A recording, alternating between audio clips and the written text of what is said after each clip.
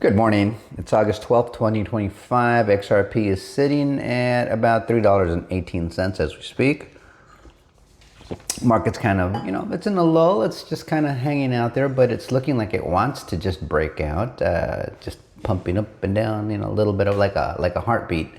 And I think we're going to have a breakthrough here pretty soon. It's really starting to feel like that. But in the meantime, we've got this legal regulatory clarity. The case is officially over now.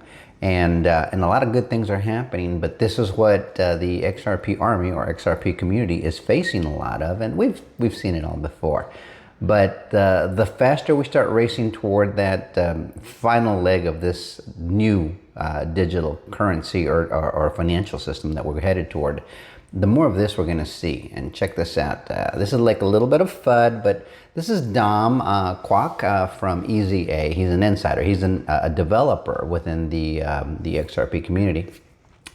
And he says two different things, not even competing, just tweeting nonsense to get clicks and get paid. Also, what are the odds that all of these influencers tweeting the exact same thing this weekend? And it's true. A FUD comes in its little pockets, and it's very directed and intentional. So this guy down there, Quentin, says, Link is everything XRP pretends to be. And I've talked about Link. I like Link. I own Link. But it's an information oracle, right? It gathers pricing information. And Anders L down here responds to all that because, this is the paid influencer. You're going to see a lot of these FUDsters. You'll see them in our comments as well. They'll come in and say, well, let's get to $4 first or $3 first. It's all this nonsense. It's like they really don't see the big picture. They do see the big picture. They don't want everybody else to see the big picture, so they throw some of this negativity out there. Link has never been associated with payments the way that XRP is because they're doing two different things. So here's Anders L. He says, exactly. Funny enough, they work together, and they do work together. Tribalism when it doesn't even make sense, shaking his head, right, he says. So, and here's a little piece that makes sense. It says, Ripple has partnered with Chainlink to enhance the adoption of functionality of its Ripple USD RLUSD stablecoin within the decentralized finance DeFi. The partnership integrates Chainlink's decentralized Oracle network to provide secure and accurate price data. It's information, right? Price data for RLUSD transactions on Ethereum and the XRP ledger for both blockchains. Chainlink's infrastructure, known for facilitating over 18 trillion in transaction value, will supply real-time market data to support RLUSD's various use cases such as trading, lending, and payments. Ripple Senior Vice President Stablecoin Jack McDonald highlighted the importance of reliable pricing to build trust in decentralized markets. And Link is known to be the most trusted information oracle, but that's all that it is. It's information, right? And it's got patents on how it produces that information, which is why it's the leader. Once you own the patent, like Ripple, you're the leader. Some people say, well, why doesn't somebody come up with a better blockchain for payments? Well, they could, but they have to invent a brand new system that can outdo and outstrip and outperform Ripple's without infringing on their patent. And that's what Link holds right now. And here's another example. So when they can't win with their FUD, they come in with their hateful comments, and look what he says there. He says hate is an all-time high, but we continue pushing forward undeterred, and it's true, because all of a sudden this crypto Manson guy, this is all he can do, right? And he just BS. It's just nonsense, and that's what you see in our comments. In fact, most of the time, if you look into the profile of the people who make negative comments or backhanded comments, it's simply a nobody when you see the profile, or they got like multiple copies of like Coach JV or even our account following them. It's like, well, it's not really our account. They're copies of our account. But just keep an eye out for that. Don't let that influence you. Let the facts influence how you feel and how you think about your investment, if you're making an investment in anything.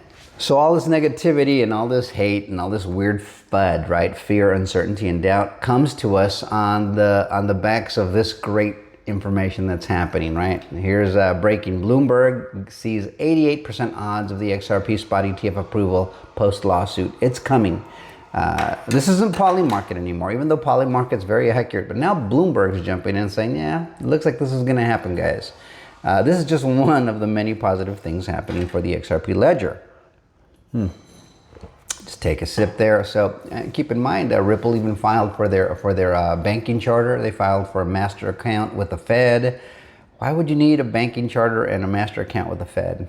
Because you're going to be changing some pretty big dollars, and it's going to happen on the XRP ledger. They're first. They're going to become a bank. I remember back, what was it, maybe 4 or 5 years ago, when you would even mention the idea of Ripple becoming a bank, people would ridicule you, much like what you just saw in this video, some of those examples. I mean, it was torturous stuff, and you're looking at it going, man, you know, these guys seem so certain of themselves that it just couldn't happen.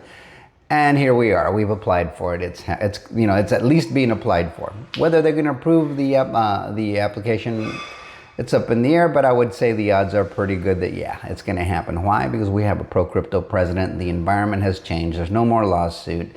Everything's moving forward, and it's singularly focused on the XRP ledger with its use case.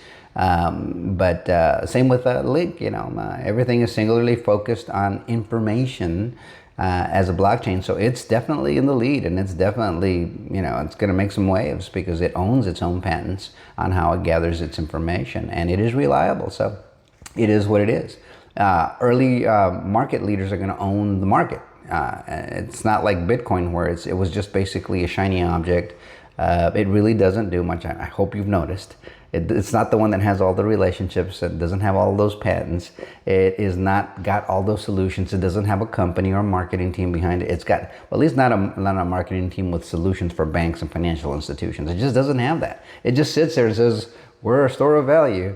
And then you try to store your value on it, and then your $100,000 becomes worth $88,000 in a blink. That's not a store of value. Right? That's not what it just can't do that. And then you try to run a transaction on it, which was its initial use case, right? It was going to be for payments. Well, people very quickly, and I've always told you guys on this channel, just go run a transaction. Go run one transaction for $50 on Bitcoin and one run on XRP, and tell me what your experience is. It's going to be vastly different, and it's going to be decisive. XRP is built for purpose. It is built to fulfill the use case that supposedly Satoshi laid out in the white paper for Bitcoin. Bitcoin can't even fulfill the promise that XRP does. And I think that was intentional because they were both built by the same people. So once you know that, then you understand there's a head fake, and then there's the real deal over here. And this is what this is. And it doesn't require people to buy into it or believe it.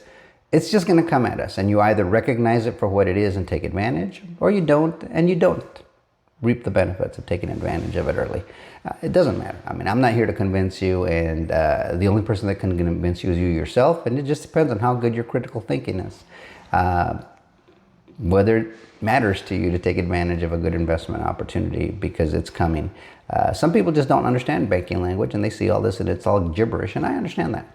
I do understand it. I've seen it my entire life, and this is easily the biggest, best opportunity I've ever seen, bigger than Amazon or Microsoft or Apple or Nvidia or Tesla or any of these other things that we've seen like Facebook or anything else you can think of. This is it right here. This is the biggest and easiest deal. It's the first time that something like this happens where the consumer, the retail consumer, gets to jump in first. So take a look at it. You can see what's happening. Make up your own minds. But in the meantime, I know it's been a while since we've made a video. You guys have a great day. We'll see you on the next video. I'm going to enjoy this first cup of coffee. Till next time, adios amigos.